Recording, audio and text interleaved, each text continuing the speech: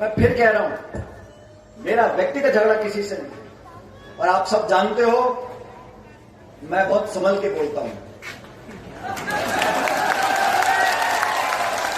क्योंकि मुंह से जो एक बार बात निकल गई वो वापस नहीं आई।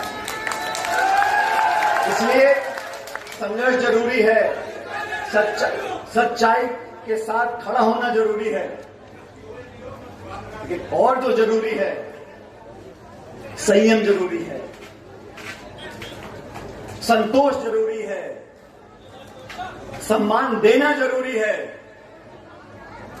दुनिया भर के लोगों का क्या व्यवहार होगा नहीं होगा हमारे हाथ में नहीं है। हमारी मां बहनें बैठी हैं, जो संस्कार आप बच्चे को दोगे वो आप पे निर्भर करता है। दुनिया क्या कहती बोलती है, लेकिन हम अपनी अगली पीढ़ी को शिक्षा के साथ साथ संस्कार देंगे, तभी ये देश सही रास्ते पर चलेगा। माफ करना, मैं देखता हूं आजकल नौजवानों के अंदर जो सोच पैदा हो गई है, कोई सुनने को तैयार नहीं है। सबके पास दो दो मोबाइल फोन जेबों में और हर चीज की अतिशोक्ति जीवन में और राजनीति में। अनुशासन, संयम, धैर्य और पहली प्राथमिकता देश के प्रदेश की जनता, दूसरी प्राथमिकता हमारी विचारधारा, हमारी पार्टी। और मेहनत कर काम करता है तो वह मेहनत खराब नहीं जाती किसी की। और मैं हमेशा से बोलता आया हूं, जो लोग राजनीतिक क्षेत्र में काम करते हैं, जिनके साथ हमने काम किया है, मैं प्रत्येक व्यक्ति का दिल से मान और सम्मान करता हूं। हमारे विचारों में अगर मतभेद हो भी सकते हैं, लेकिन मन से कोई मतभेद नहीं है।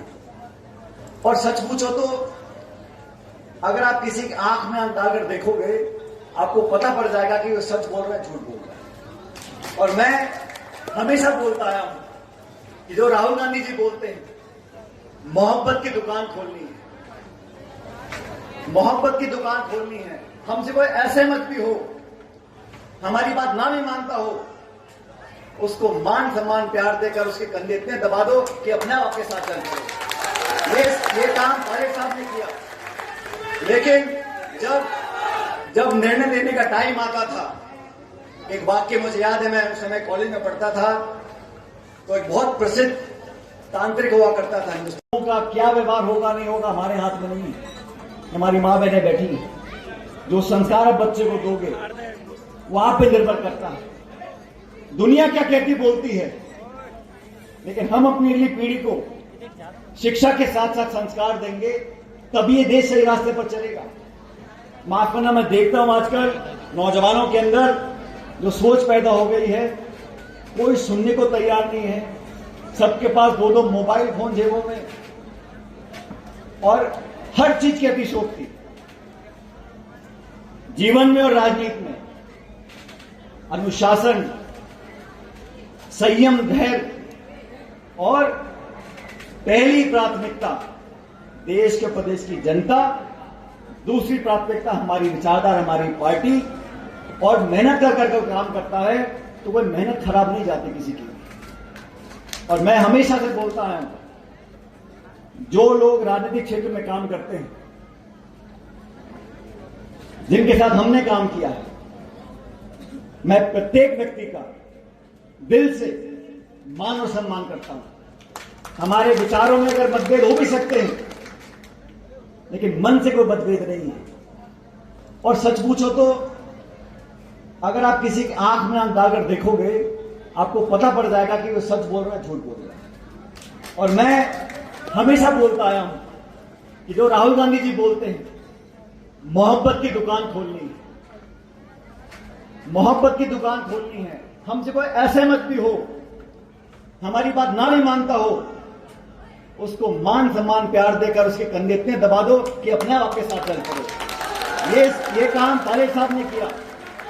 लेकिन जब निर्णय लेने का टाइम आता था, एक वाक्य मुझे याद है, बेहतर तो ये है सबको बुलाओ, बैठ के बात करो, रास्ता निकालो, ताकि 5 न बांध का पानी सब लोगों को मिल सके।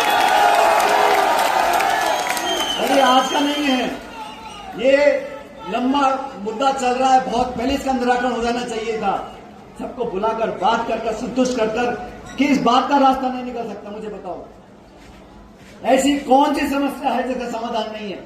लेकिन समाधान चाहते हो या समस्या को उठाना चाहते हो, इसका सोचना पड़ेगा।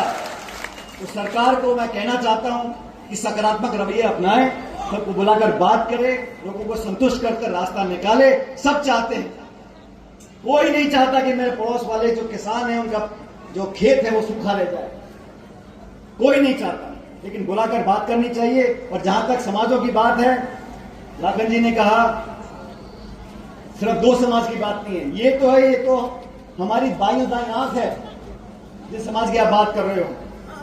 लेकिन जो भी समाज है, छोटा है बड़ा है, सब देश के सम्मान्य नागरिक हैं। और सच में जो दबे कुचले पिछड़े किसान और गरीब लोगों की आवाज उठाएगा, जनता उसी को अपने मन में उतारती है। और यही प्रेरणा पायलट साहब की मूर्ति से हम सब लोग लेकर जाएं। आज जैसा मैंने कहा, मुझे निर्वाचन आयोग जाना था, मैं नहीं जा पाया हूं। कल पायलट साहब की पुण्यतिथि है, मुझे दौसा में रहना है। लेकिन सारे काम छोड़कर आप सबके आवेदन पर मैं यहां पर कभी भी सच्चाई का रास्ता नहीं छोड़ा, अपने कदम पीछे नहीं करे। तो आज ये मूर्ति यहां जो लगी है, ये उस बात का प्रतिबिंब है कि जय जवान और जय किसान और सबको साथ चलने की बात जो मन से बहुत लोगों ने बोली, रमेश जी ने बोली, लाखन जी ने बोली, मैं बताना चाहता हूं किसी भी मुद्दे का समाधान तब होगा जब चर्चा होगी। और मैं चाहता हूं जो इस देश में किसानी कर रहा है, जो अनाज पैदा करता है और अनाज मंडी में चला जाता है, तो बता नहीं पाओगे उस किसान को उस अनाज को किसने पैदा किया है। यादव ने किया है, जाट ने किया है, मीणा ने किया है, गुजर ने किया है। किसान एक कौम है। और जो लोग आपस में बंटवाने का काम करते हैं, उनको समझना चाहिए कि संसाधन सबके हैं। बिजली हो या बांध का पानी, सबका है और न्याय होना चाहिए। मैं इस पक्ष में हूं, न्याय होना चाहिए। किसी का गैर कानूनी तरीके से, गैर जिम्मेदार तरीके से कोई हक छीनता है, मैं उसके खिलाफ हूं। लेकिन सब पक्षों को बुलाकर बात करनी चाहिए और जो पानी मांगते हैं उनको पानी मिलना चाहिए। सरकार की जिम्मेदारी, बुलाकर बात करें। आज आपका डबल इंजन है, दिल्ली में भी जयपुर में भी, सारी ताकत आपके पास है। पुलिस है, फौज है, प्रशासन है, मंत्री है, सांसद है, सब लोग हैं। और हम सब लोग जो चाहते हैं कि हर समस्या का समाधान प्यार और मोहब्बत से निकले, बातचीत से निकले। जो कुछ हम सबसे बन पड़ेगा हम करने को तैयार हैं। लेकिन देश और प्रदेश का जात और धर्म के नाम पर जो राजनीतिक लाभ उठाना चाहते हैं, वो हम कभी नहीं होने देंगे। मैंने बहुत चालें देखी हैं, मुझे भी 25 साल हो गए, मैंने बहुत लोगों को चाल खेलते हुए देखा है। लेकिन अंत में जीत हमेशा जनता की होती है। और जो जनता की बात करेगा, अरे कौन किस गोत्र में है, कौन किस जाति में है, कौन किस धर्म में है, हम सब इस देश के नागरिक हैं। अगर मेरे पड़ोस में आग लग रही है तो मैं सो नहीं सकता। अगर मेरा पड़ोसी भूखा मर रहा है तो मैं अपने बच्चों को गहने नहीं खरीद सकता।